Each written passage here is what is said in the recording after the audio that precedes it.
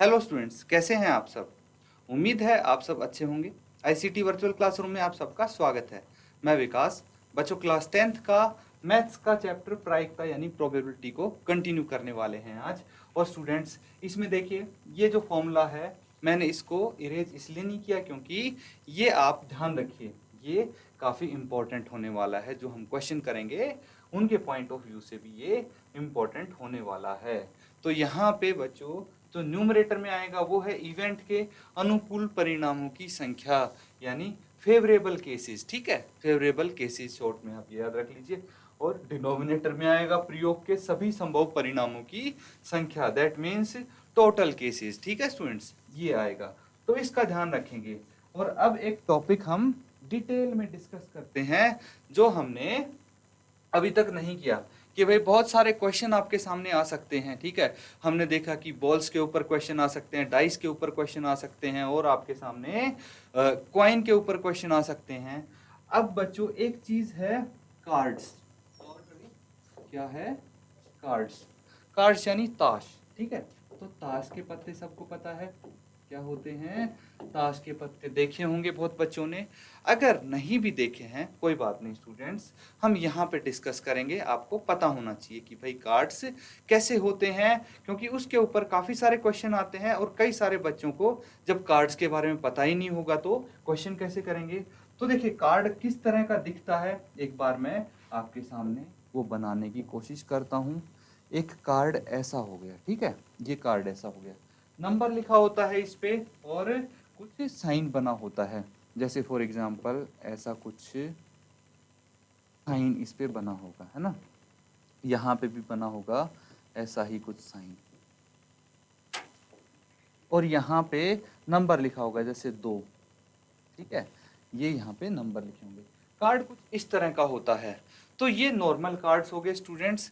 एक आता है फेस कार्ड। ठीक है, तो अलग अलग टाइप के जो कार्ड्स होते हैं वो हम डिस्कस कर लेते हैं। यहाँ पे एक आता है फेस कार्ड, ठीक है, मुख कार्ड इसको बोलते हैं।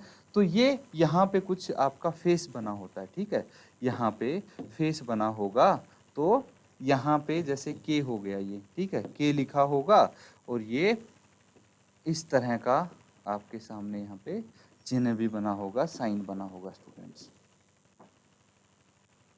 तो इस तरह के कार्ड्स होते हैं। अब बच्चों एक चीज का ध्यान रखेंगे हम कि टोटल कितने कार्ड्स होते हैं ये हमें पता होना चाहिए।